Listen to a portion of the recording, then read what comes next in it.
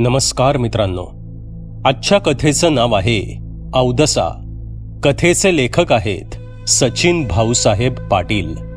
मित्रांनो, ही कथा थोडी मोठी असल्याने 2 भागात विभागली गेली आहे. ह्या कथेचे एकूण 2 व्हिडिओज आहेत. कथेच्या पहिल्या भागाला आता सुरुवात करू.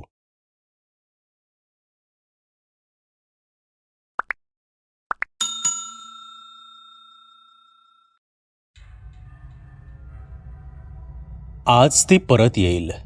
ती येण्याची चाहूल मला सहजच लागते. ऋतू कोणताही असो, पाऊस पडणार हे नक्की. ढग जीव मुठीत घेऊन धावू लागतात. वारा भणभणतो. झाडं झिंगल्यासारखी डोलू लागतात. कुत्री आभाळाकडे पाहून विव्हळतात. झाडून सर्व अपशकून स्पर्धा लागल्यासारखे एकामागे एक घडू लागतात. लोक म्हणतात ऋतुचक्र बदलून गेलंय. निसर्गात असमतोल निर्माण झालाय. मी हे सर्व निमूटपणे ऐकत असतो आणि मनाशीच हसतो. ती येणार असते. ती पहिल्यांदा आली तेव्हा मीही लोकांसारखाच सामान्य विचार करत होतो. जोरदार पावसामुळे घराच्या छपरावरून पागोळ्या लागल्या होत्या. इवलसं अंगण बुडल्यातच जमा होतं. त्या अवकाळी पावसानेही भिंतींना ओल येते की काय अशा भीतीने बायको बावळटासारखी भिंतीवर टॉर्चचा उजेड टाकून बघत होती. अर्थातच वीज गुल झाली होती. भर उन्हाळ्यातील ती संध्याकाळ पावसानं अंधारून आली होती. मी मात्र प्राप्त परिस्थितीचा आनंद लुटत खिडकीपाशी सिगरेटचा धूर काढत उभा होतो. तिच्या कडवट वासाशी मातीचा खरपूस वास एकजीव झाल्याने एक धुंद सुगंध पसरला होता. तेवढ्यात रस्त्यावर रिक्षा येऊन थांबली. माझ्या कपाळावर आठ्या उमटल्या. अंधारात आणि त्यातही पाऊस असल्यावर पाहुणा नको वाटतो राव. रस्त्यावरून येणारी धुसर आकृती पाहिल्यावर ती एक तरुणी असल्याचं जाणवलं. घराकडे येताना ती थबकली. अंगणात बरंच पाणी साचलं होतं. अंधारही होता. पाय घसरला तर अशा शंकेने ती थांबली असावी. मी बायकोला हाक मारली.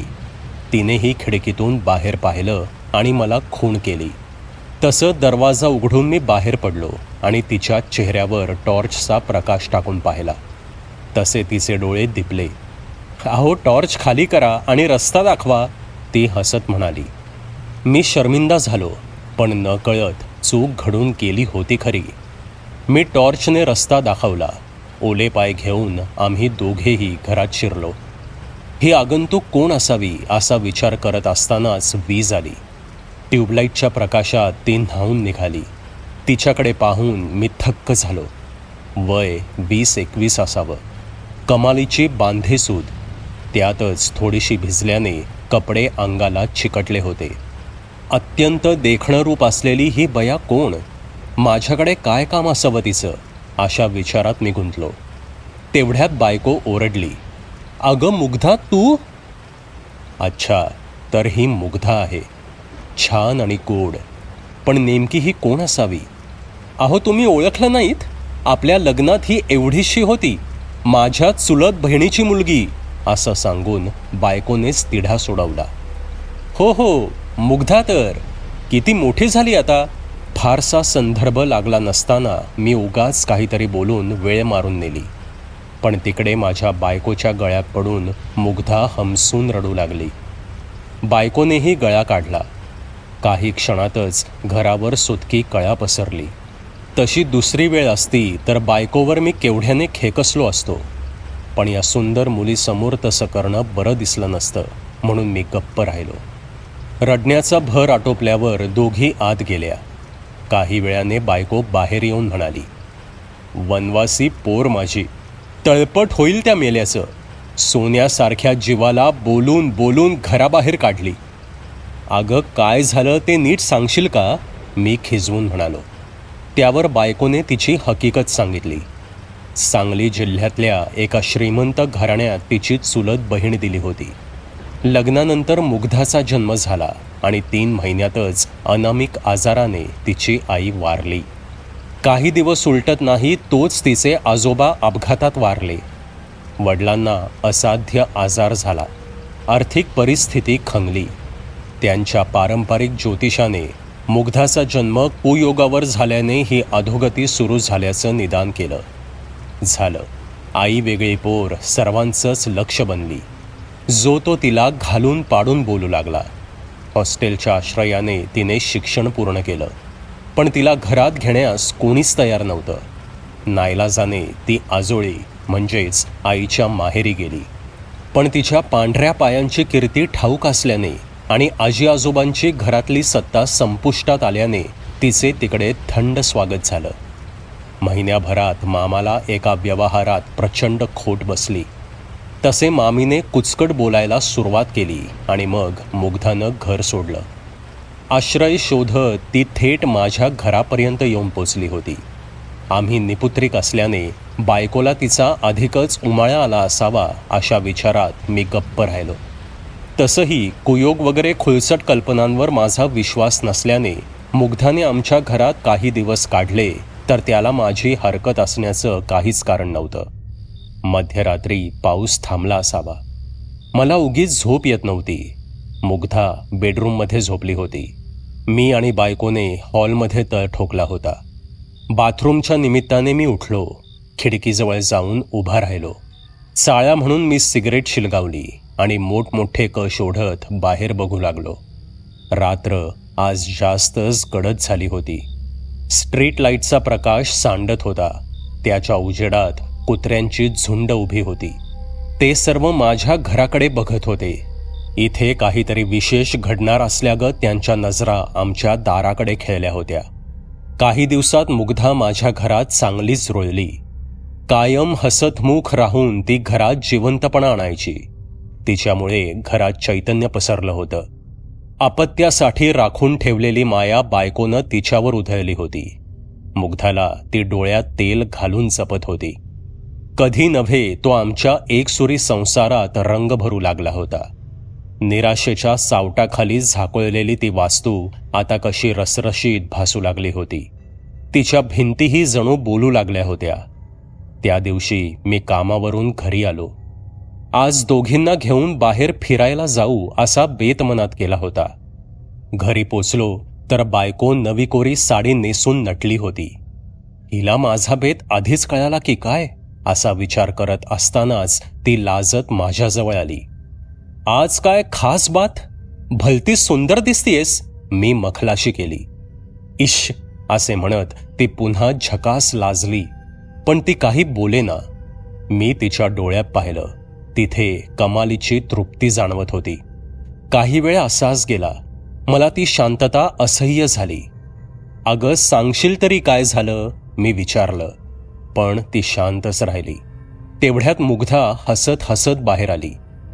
काका, काही गोष्टी बायका सांगू शकत नाहीत, पुरुषांनी त्या समजून घ्यायच्या असतात, मुग्धा म्हणाली. म्हणजे, मी विचारलं. मला काहीच कळत नव्हतं. आहो, आज सकाळी मावशीला उलट्या झाल्या, मुग्धानं सांगितलं. अरे मग डॉक्टरकडे गेली की नाहीस, मी विचारता झालो. गेलो हो, आणि त्यानं गुड न्यूज दिली, मुग्धा हसत म्हणाली. आता बायकोने चेहरा वर करून माझ्याकडे बघितलं. तिचा चेहरा लाल झाला होता.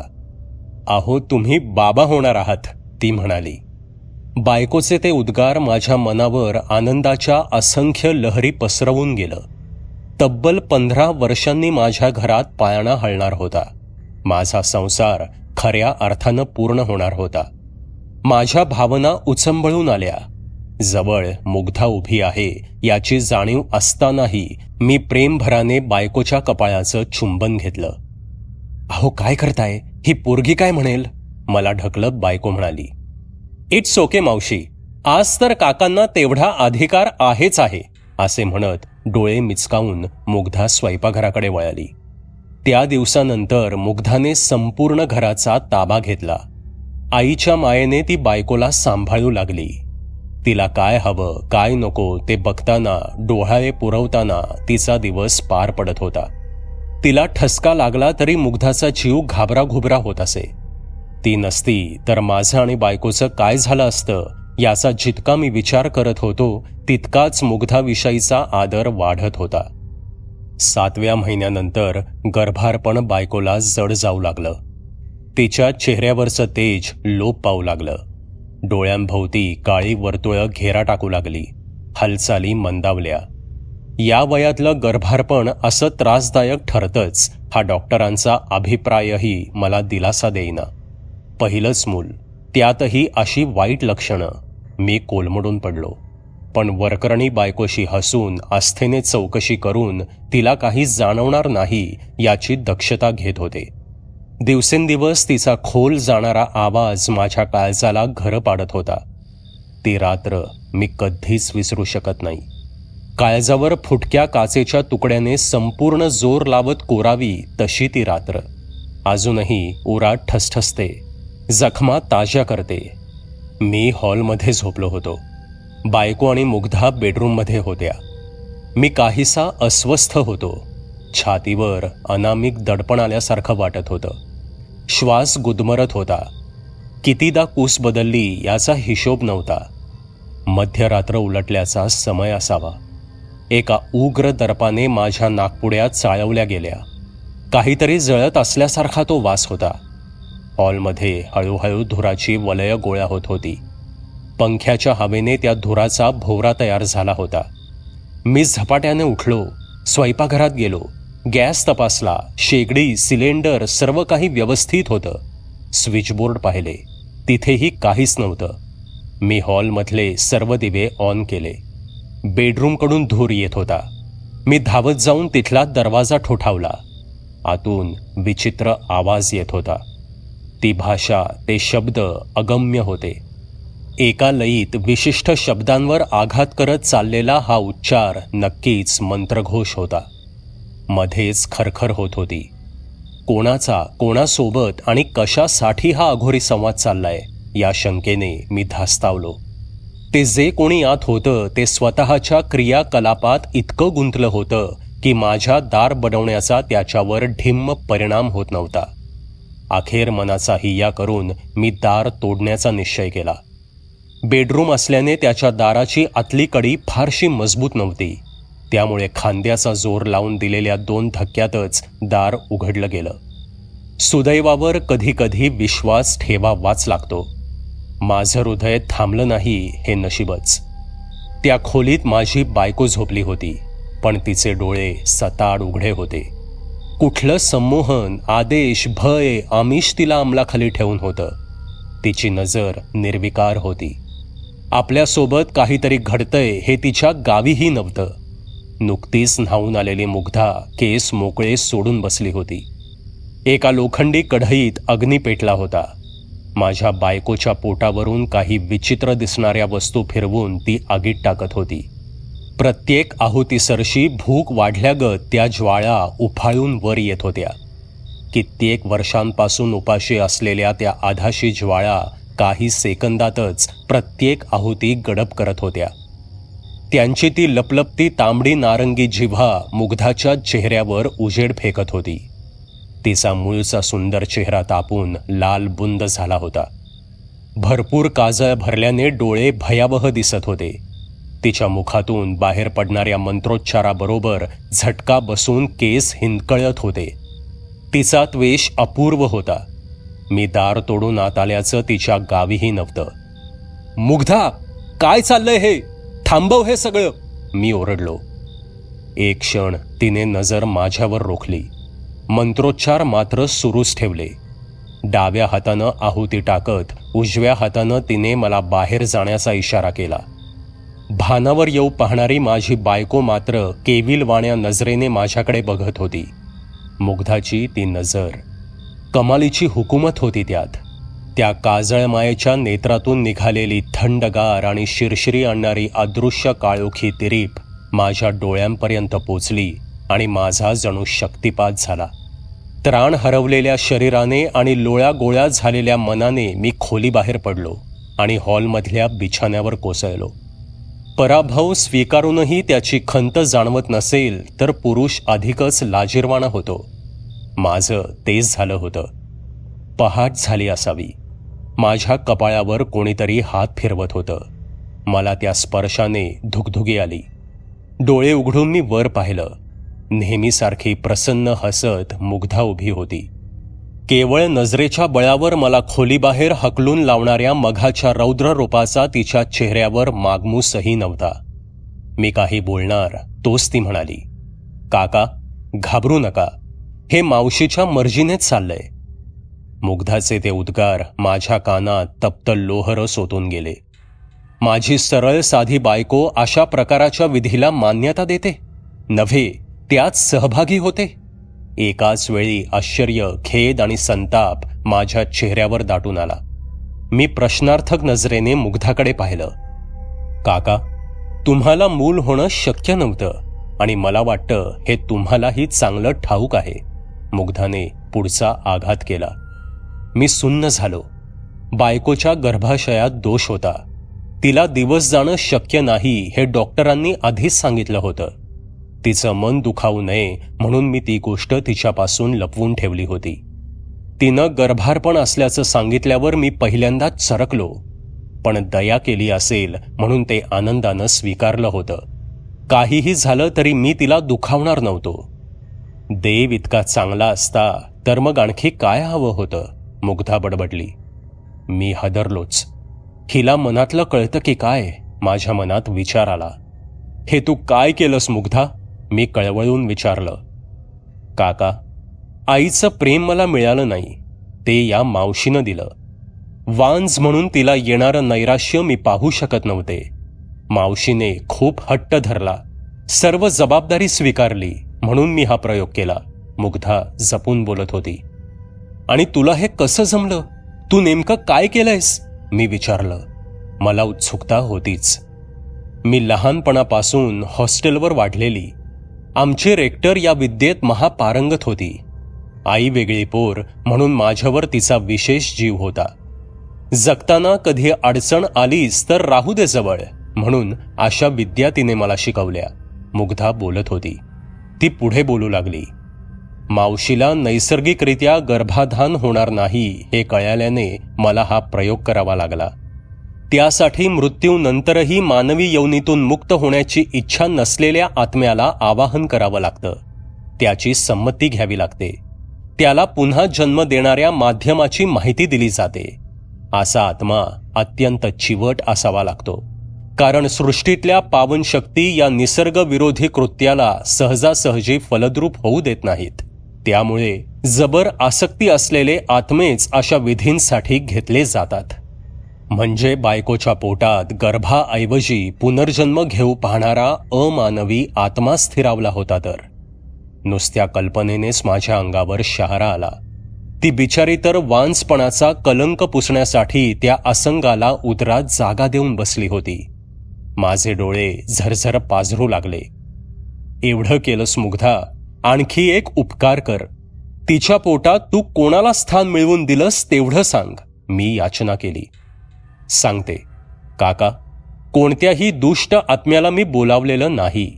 मावशीच्या पोटात एक सृष्ट जीव वाढतोय, मुग्धा म्हणाली. कोण येते, मी विचारलं. ती माझी आई आहे काका, असं म्हणताना मुग्धाचा स्वर कातर झाला होता. डोळ्यातून अश्रू वाहत होते. हा काय फेरा होता माझ्या नशिबी. निपुत्रिक होतो, उदास होतो, पण सुखी होतो आम्ही. ही पोरगी काय आणि तिनं सर्व काही उन्मळून टाकलं. आईची माया मिळाली नाही म्हणून मग आईला पुनर्जन्म घ्यायला लावायचा.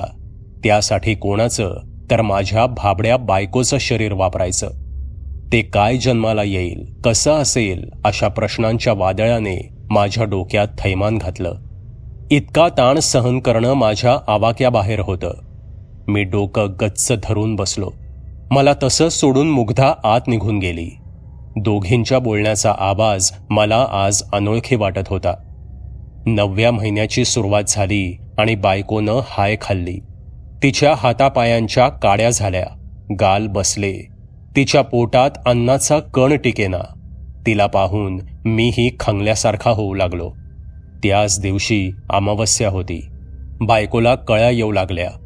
दुपारी तिला इस्पितळात नेलं. सायंकाळी लेबर रूममध्ये घेऊन गेले. तिला असह्य वेदना होत असाव्यात. ती गुरा सारखी ओरडत होती. एका कोपऱ्यात डोळे बंद करून बसलेली मुग्धा मात्र सातत्याने काहीतरी पुटपुटत होती. मध्यरात्री डॉक्टर्सची धावाधाव कमालीची वाढली. माझा प्राण कंठाशी आला. मनाशी मी प्रार्थना भाकू लागलो, पण भीतीची एक अनामिक अमंगल छाया पुन्हा पुन्हा वर्तुळ बनून डोळ्यांपुढे फिरत होती. 2 किंकाळ्या त्या कॉरिडॉरमध्ये घुमल्या. पहिली घुमली आणि विरली. दुसरीच्या मात्र एकामागे एक लहरी उठत होत्या. तो आवाज मानवी नव्हताच. असे कित्येक प्रसंग पचवल्याने निर्ढावलेले डॉक्टर माझ्याकडे आले. खांद्यावर हात ठेवून ठेवणीच्या सुरात म्हणाले, आम्ही पूर्ण प्रयत्न केला, पण यशस्वी झालो नाही. शी इज नो मोर.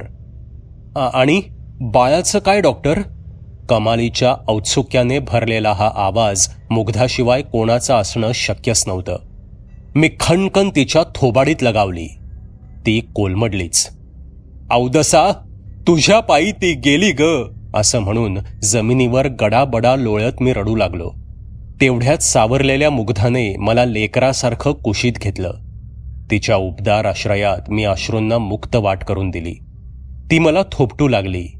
काही वेळाने वैद्यकीय सोपस्कार पार पडल्यावर स्ट्रेचरवरून बायकोचा मृतदेह बाहेर आला. तिच्या चेहऱ्यावर कमालीची तृप्ती पसरली होती. निर्वाणीचं समाधान तिच्या ओठांवर होतं. पाठोपाठ एक नर्स दुपट्ट्यात गुंडाळून त्या नवजात अर्भकाला घेऊन आली. मुग्धाने ते हातात घेतलं, माझ्याजवळ आणलं. कमालीची गोड पोरगी होती ती, थेट मुग्धाचं बालरूप. मी मुग्धाकडे पाहिलं. ती भान विसरून बायकोच्या मृतदेहाकडे बघत होती. त्या अर्भकाचा गाल तिने बायकोच्या थंडगार ओठांशी भिडवला. काही सेकंदच बायको हसल्याचा भास झाला. एक जन्म आणि एक मृत्यू, दोन्हींच्या प्रतीकांच्या मधोमध त्या कॉरिडॉरमधल्या मृतवत भासणाऱ्या उजेडात मी उभा होतो. काळ मोठा औषध असतं. दुःख कितीही अस्मानी असलं तरी कॅलेंडरची पानं उलटतात तशी त्याची तीव्रता कमी होत जाते. बायकोच्या जाण्याने घरात तयार झालेलं अवकाश अवंतीच्या बाललीलांनी भरून गेलं होतं. अवंती, मुग्धानेच ते नाव ठेवलं होतं. तिने जन्मतः गमावलेल्या आपल्या आईचं ते नाव होतं. निसर्गाच्या विरोधात जाऊन मुक्ती वाचून तडफडणाऱ्या आईला पुन्हा मर्त्य दुनियेत खेचून आणण्याची अचाट कामगिरी पार पाडणाऱ्या मुग्धाचा तेवढा हक्क निश्चितच होता, आणि मला तो नाकारण्याचं कारण नव्हतं. मुग्धा तर अवंतीची आईच झाली होती.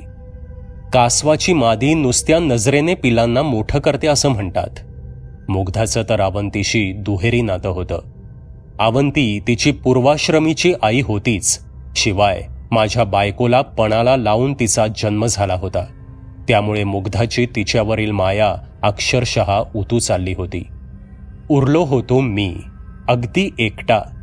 माझ्यावरील दोघांची माया तसूभरही कमी नव्हती, पण दोघांमध्ये संपूर्ण मिसळण्याचा प्रयत्न करूनही मला एकटं एकटं वाटत होतं.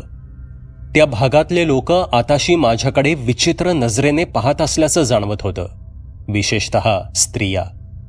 मी ये जा करताना त्या एकमेकींच्या कानाशी लागत. नाकासमोर चालणाऱ्या माझ्यासारख्या सरळमार्गी माणसाला ते कोडच होतं. पण शेजारच्या लिमयेंनी एक दिवशी सर्व काही स्पष्ट केलं. मला हाक मारून घरात बोलावल्यावर ते म्हणाले, "वहिनी जाऊन 2 वर्ष झाली असतील ना?" "होय," मी म्हणालो. "मग तुम्ही मुलीसाठी दुसऱ्या लग्नाचा विचार करायला हवा," त्यांनी सुचवलं. "मला त्याची काही गरज वाटत नाही," मी सरळ सांगितलं. "बरोबर, कशी वाटणार?" हा आवाज सौ लिमयेंचा होता. "म्हणजे?" मी न कळून विचारलं. "वेड पांघरू नका. घरात तरणीताठी पोर आणून ठेवलीये, मग लग्न कशाला हवं?" त्या फणकार्याने म्हणाल्या. "तोंड सांभाळा बहिणी, मुग्धा माझ्या मुलीसारखी आहे," मी चिडलो होतो. "ते आम्हाला सांगू नका. मुलीसारखी असेल तर लग्न लावून द्या तिचं. कॉलनीत काय काय चर्चा होत आहे ते माहितीये का?" मिस्टर लिमये सुद्धा उखडले होते. "अहो लिमये, असं काय करता? माझ्या मुलीला कोण सांभाळणार मग?" मी धायकुतीला आलो होतो. "म्हणून सांगतोय, तुम्हीही लग्न करा आणि तिचंही लावून द्या. शेजारी म्हणून आम्हाला भांडवतात लोक." लिमयेंनी तुकडा तोडला. मी उठून घरी आलो. तो संपूर्ण दिवस डोक्याचा भुगा झाला होता. लिमये म्हणतात त्यात काही गैर नव्हतं. कॉलनीतल्या सर्वांनी मसलत करून लिमयेंना बोलण्यासाठी उद्युक्त केलं असणार. माझ्या खासगी आयुष्यात नाक खुपसण्याचा त्यांना काय अधिकार? मला काहीशी चीड आली. अवंती चालत येऊन सरळ माझ्या पोटावर चढली. माझ्या कानाच्या पाळ्या ओढू लागली. मी तिच्या चेहऱ्याकडे पाहिलं. तिची जीवनी, डोळे, ओठ सर्व काही मुग्धासारखं होतं. तिच्याशी काही वेळ खेळल्यावर मी मुग्धाला हाक मारली. लगबगीने येऊन तिने अवंतीला घेतलं. माझा चेहरा पाहून विचारलं, काका, काही बिनसलंय का आत? तब्येत बरी नाहीये का? नाही ग, हे साले कॉलनीवाले उगाचच, मी दुखऱ्या स्वरात म्हणालो. का? काय झालं? तिने आग्रहाने विचारलं. मीही आडपडदा न ठेवता सर्व काही सांगून मोकळ्या झालो. बोलणं आटपून तिच्याकडे पाहिलं. मुग्धाचे टपोरे डोळे पाण्याने भरले होते. ओठ थरथरत होते. मी काहीतरी बोलणार तोच माझी नजर तिच्या कडेवरील अवंतीकडे गेली. तिने मुग्धाला घट्ट पकडलं होतं. तिची नजर, तिथे डोळे नव्हतेच जणू. दोन धगधगते निखारे कोणीतरी खोबणीत ठेवले होते. दात गच्च मिटले गेले होते. अवंती, मी बेंबीच्या देठापासून ओरडलो. तशी मुग्धा भानावर आली. तिने अवंतीकडे पाहिलं. क्षणार्धात ती सामान्य झाली होती. मी मात्र अजूनही त्या इवल्याशा निष्पाप जीवाच्या प्रतिक्रियेवर हैराण होतो. या घटनेला 4 दिवस उलटले असावेत. सकाळी मला कल्लोळाने जाग आली. गल्लीत खूप माणसं जमली होती. मीही तोंड धुवून त्या गर्दीत पोचलो. एका दोघांना विचारलं काय घडलं म्हणून. अहो, 4 दिवसांपासून लिमये घराबाहेर पडलेले नाहीत. पेपरवाला, दूधवाला दार ठोकून परत जात आहेत. दाराला कुलूपही नाहीये. काय घडलं असावं देव जाणे. काही वेळात पोलिसांची जीप येऊन पोचली. गर्दीला पांगवत एक फौजदार, 2 हवालदार दाराजवळ येऊन पोचले. कुठूनही मार्ग नसल्याने दार तोडण्याचा निर्णय घेण्यात आला. पंच म्हणून माझ्यासह दोघांना तयार केलं. त्या हवालदारांनी दिलेल्या दमदार धक्क्यांनी आतला कडी कोयंडा तुटून दार उघडलं गेलं. भप! कोंडलेल्या हवेच्या झोतासह तीव्र दुर्गंधीचा भपकारा नाकात शिरला. ती घाण असह्य होऊन माझ्याबरोबरच्या दोघांनी उलटी केली. मी आणि हवालदारांनी नाकावर रुमाल ठेवून बेडरूममध्ये प्रवेश केला. तिथलं चित्र कोणालाही हृदयविकाराचा झटका आणण्यासाठी पुरेसं होतं. बिछाण्यात लिमयेंचं शरीर पालथं पडलं होतं. त्यांचा चेहरा मात्र वर होता. कमालीच्या पाशवी ताकदीने त्यांची मान कोणीतरी पिरगाळली होती. शरीर सडण्यास सुरुवात झाली होती. लिमये बहिणी बेडरूमच्या कोपऱ्यात बसल्या होत्या. डोळे सताड उघडे होते. चेहऱ्यावर काहीतरी भयंकर पाहिल्याचे भाव होते. नाक, कानातून पिवळ्या जर्द स्त्राव बाहेर आला होता. नेहमी वटवट करणारं, कुचकं बोलणारं त्यांचं तोंड केविलवाणं दिसत होतं. मी शिसारीने मान फिरवली. घाई गर्दीत पंचनाम्यावर सह्या करून मी घराकडे पळालो. मनात काहीतरी अशुभ शिरू पाहत होतं. आंघोळीसाठी गेलो तर बाथरूममधून पाण्याचा आवाज येत होता. बहुतेक मुग्धा आत असावी. तसं अवंतीला पाहण्यासाठी मी तिच्या खोलीत गेलो. तिची झोपमोड होऊ नये म्हणून हलक्या हाताने दार उघडलं. आत डोकावलं आणि माझ्या पोटातील आतडी सपकन हल्ली. हृदय धाड धाड उडू लागलं. जीभ, घसा कोरडा पडला. भोवळ आल्याने मी भिंतीचा आधार घेऊन उभा राहिलो. छतावर उलटी लटकून पालीचा पिच्छा करत अवंती पळत होती. खदा खदा हसणाऱ्या अवंतीला पाहून ते ओंगळवाणे जीव भयाने पळत होते. जमीन, भिंत, छत अशा चौफेर पळणाऱ्या अवंतीला पाहून मी मटकन खाली बसलो. किती वेळ गेला ते कळलंच नाही. थोडा भानावर आलो तेव्हा पाहिलं, मुग्धा माझ्या मागे उभी होती. तिचं शरीर भीतीने थरथर कापत होतं. कोणत्याही क्षणी ती खाली कोसळण्याची शक्यता होती. तिकडे छतावरून भिंतीवर उतरत हळूहळू अवंती खाली येत होती. पुढचं अरिष्ट लक्षात घेऊन मी संपूर्ण बळ एकवटून उभा राहिलो. मुग्धाला खेचतच शेजारच्या खोलीत घेऊन गेलो. तिच्या अंगात भरलेली भीती अद्यापही कमी झाली नव्हती. तिला खुर्चीवर बसवून पाणी पाजल्यानंतर तिला थोडी तरतरी वाटू लागली. काही वेळाने तिला जोराचा हुंदका फुटला. काका, मला माफ करा. मीच हे संकट ओढावून घेतलंय. मावशीचा बळी गेला आणि हे सर्व, ती दाटलेल्या कंठाने म्हणाली. त्यावर मी म्हणालो, मुग्धा, तू हे आईच्या प्रेमापोटी केलंस, पण बघितलंस निसर्गाच्या विरोधात जाऊन केलेल्या कृत्याचे परिणाम काय होत आहेत? हे अमानवी तत्व घरात ठेवून आपण सुखाने जगू शकू का? सबस्क्राईब करा एटी स्टोरी टेलर चॅनलला आणि बेल आयकन दाबून ऑलवर क्लिक करा आमचे व्हिडिओज सगळ्यात आधी बघण्यासाठी.